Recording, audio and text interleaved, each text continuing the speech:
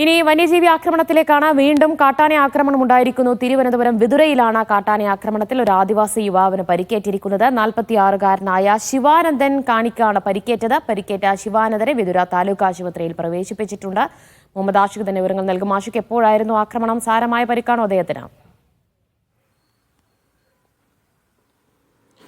ദിവ്യ, രാവിലെ 4 മണിയോട് കൂടിയായിരുന്നു ഈ ആക്രമണം നടന്നതെന്നാണ് മനസ്സിലാക്കാൻ കഴിയുന്നത്. രാത്രി തൊട്ടടുത്തുള്ള ആറ്റിൽ ചൂണ്ടയിടാൻ വേണ്ടി പോയ ശിവാനന്ദൻ കാണിയെ ആന ആക്രമിക്കുകയായിരുന്നു. കാലിന് ചുറ്റിപ്പിടിച്ച് നിലത്തടിച്ചു എന്നാണ് നമ്മൾ മനസ്സിലാക്കുന്നത്. പുലർച്ചെ പ്രദേശത്ത് ടാപ്പിംഗ് തൊഴിലാളികളാണ് ശിവാനന്ദനെ അപകടം പറ്റിയ നിലയിൽ, ഗുരുതരമായി പരിക്കേറ്റ നിലയിൽ കണ്ടെത്തുന്നത്. തുടർന്ന് ഉടനെ ആശുപത്രിയിൽ എത്തിക്കുകയായിരുന്നു. ഇപ്പോൾ നിലവിൽ ചികിത്സയിലുള്ള വിതുര താലൂക്ക് ആശുപത്രിയിലാണ് ചികിത്സയിലായിട്ടുള്ളത്.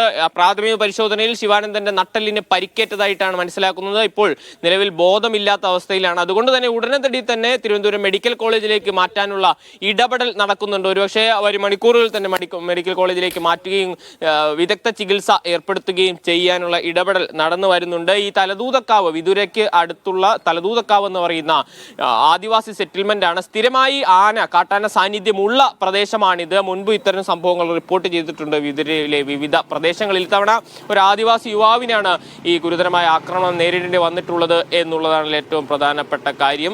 ഏതായാലും ഇന്ന് രാവിലെയായിരുന്നു ഈ ആക്രമണം നടന്നത്. രാവിലെ തന്നെ വിവരങ്ങൾ പുറത്തു വരുന്നുണ്ട് എന്നുള്ളതാണ് മനസ്സിലാക്കുന്നത്. സ്ഥിരമായി കാട്ടാനയുടെ സാന്നിധ്യമുള്ളത് പല പ്രാവശ്യം റിപ്പോർട്ട് ചെയ്തിട്ടുണ്ടെന്നാണ് അവിടെ നിന്നുള്ള പ്രദേശവാസികൾ അടക്കം പറയുന്നത്. ഫോറസ്റ്റ് അടക്കമുള്ളവർ ഇവിടെ സംഭവ സ്ഥലത്തെത്തി പരിശോധന നടത്താനുള്ള ഇടപെടൽ ആരംഭിച്ചിട്ടുണ്ട്. ദിവ്യ, തിരുവനന്തപുരം വിതുരയിലാണ് കാട്ടാനയുടെ ആക്രമണത്തിൽ ആദിവാസി യുവാവിന് പരിക്കേറ്റത്. വിവരങ്ങളാണ് മുഹമ്മദ് ആഷിഖ് നൽകിയത്.